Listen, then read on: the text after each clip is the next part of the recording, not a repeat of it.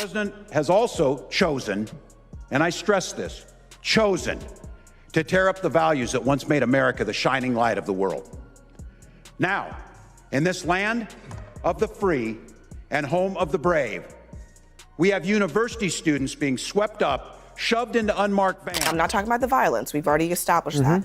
What's the difference between that and Tim Walz saying, I get a kick out of it? First of all, Tim Walz is a complete moron to me. I have to be very honest, and I'm not surprised why the American people did not choose him. Nothing against. Apparently, CNN's Abby Phillips just took a shot at Tim Walz. And honestly, this was far from a normal newsroom disagreement. It felt more like a political cage match, dressed up as journalism. 1 second, everything seemed routine, and the next it turned into complete chaos in a fancy suit. You could almost feel the tension through the screen as people in DC tried to stay neutral while dramatically sipping their coffee.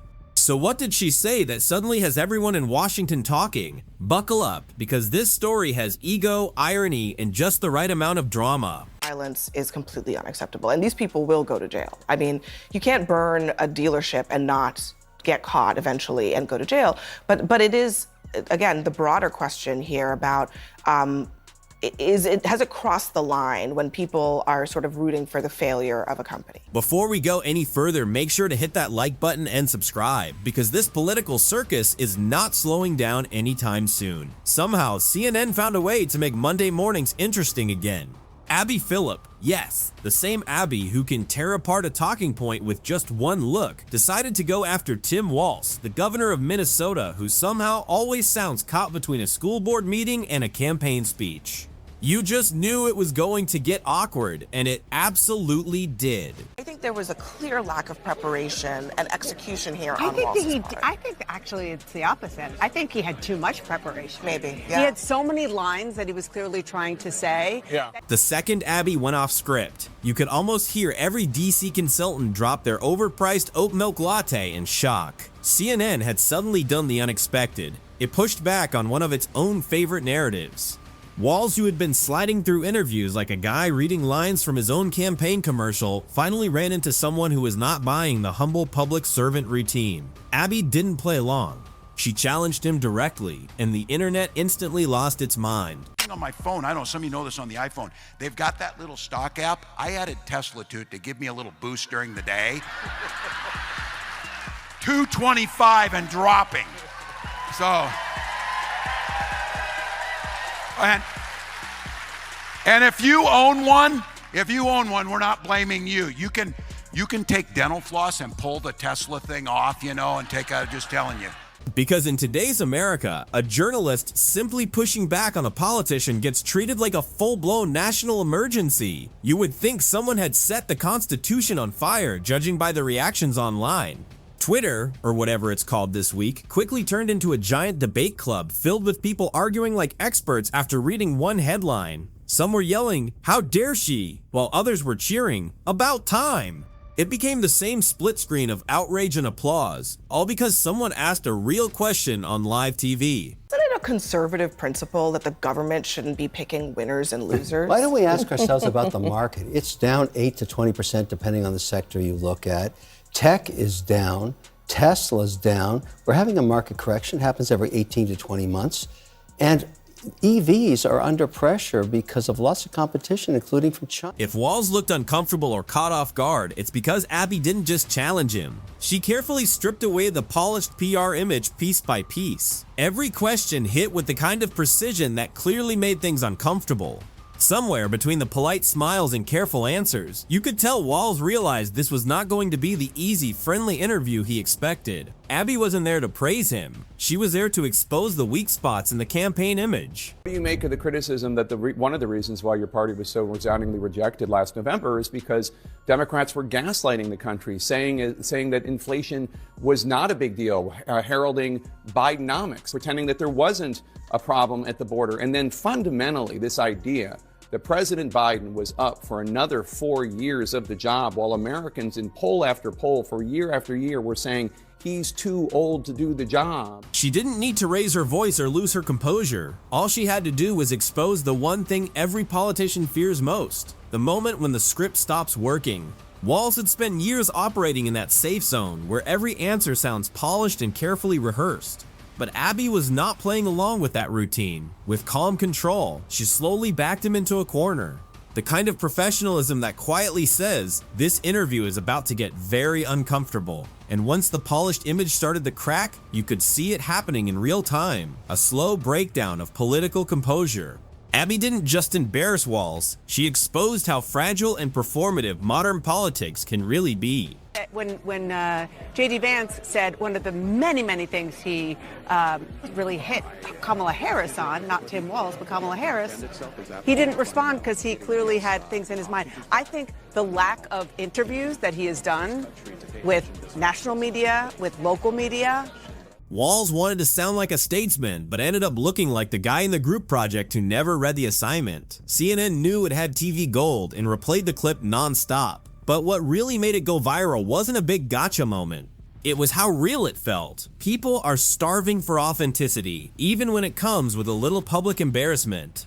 His team rushed into damage control with statements about misunderstandings and respectful disagreement, but viewers saw through it. And somehow Abby's quiet pauses between questions said more than any headline could. Stood against all of those things. Look, Joe Biden coming in and doing COVID and being a governor through COVID did a hell of a job. But I think one of the things that we didn't do is we assumed that we said, and it was true, that we were going to have a soft landing and our economy was better than the rest. Walz tried to act like it was no big deal. He smiled, nodded, and delivered those familiar politician lines that sound humble but don't really say anything. But his expression told a different story. It was the look of someone realizing the media honeymoon might be over. Abby simply said what a lot of people were already thinking, that his carefully crafted image felt polished but not very authentic. Behind the scenes, campaign aides started talking about strategy changes, while press conferences suddenly became a lot more tense.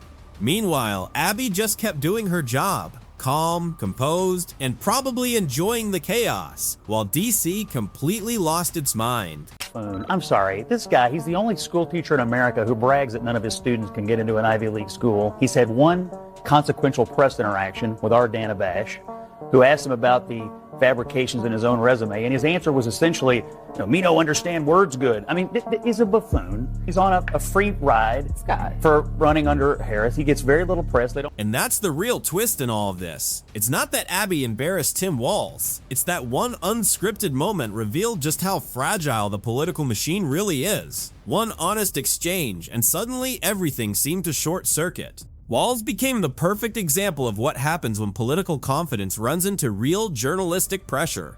Some pundits tried turning it into another culture war argument, asking if Abby was being too aggressive, as if asking direct questions is somehow controversial now. But Abby wasn't being combative, she was being honest. That's not bias. That's backbone, something Washington hasn't seen enough of in a long time. Pond King gets back in the ring. I speak of former VP nominee Tim Walz. He joined Beto O'Rourke at a Texas town hall last night, and the estrogen levels were enough to give Chuck Norris menstrual cramps. I wonder, is our strength our diversity?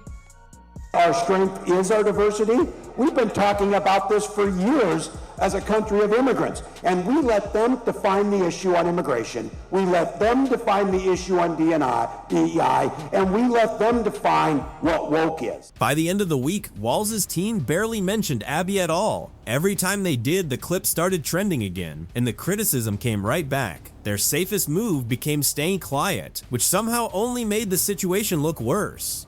Abby's moment reminded people what journalism is supposed to be, asking the hard questions even when it makes powerful people uncomfortable. In a strange way, she may have even helped him.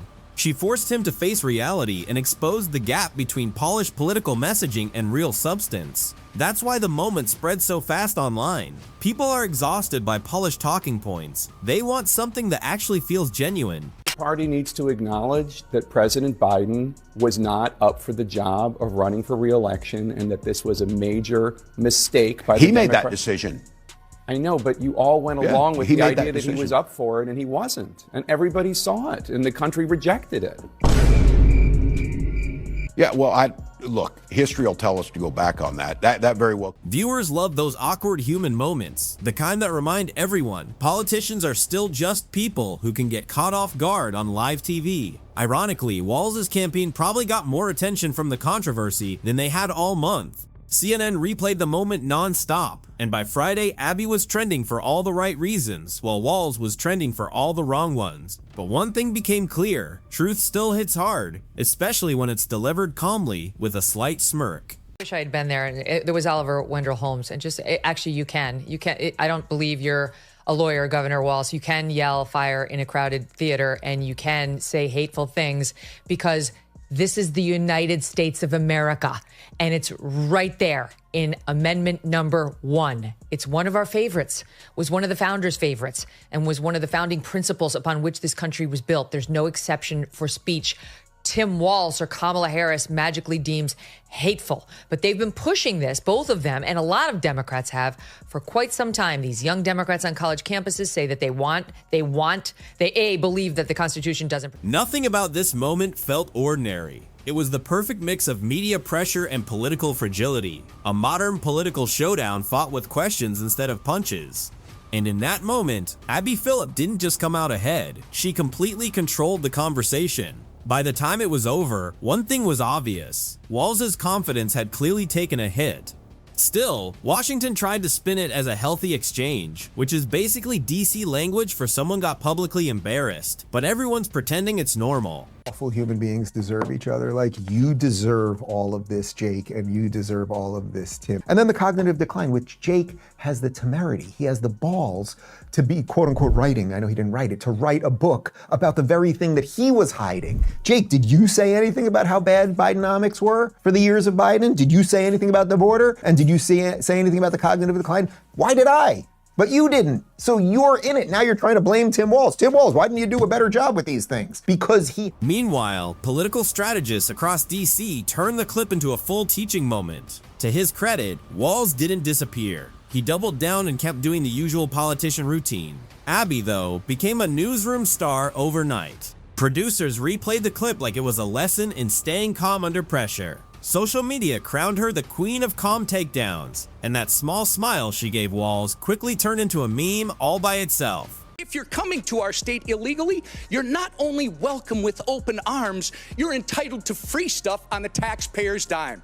This is absolutely disgraceful. Governor Walz, your sanctuary state agenda has been defined by your utter failure. You have failed to enforce the rule of law. You have failed to uphold our national sovereignty. And most importantly, you have failed the people. Even other politicians started looking a little nervous about their next interviews. Abby Phillip had suddenly become a one-person accountability machine, and viewers loved it.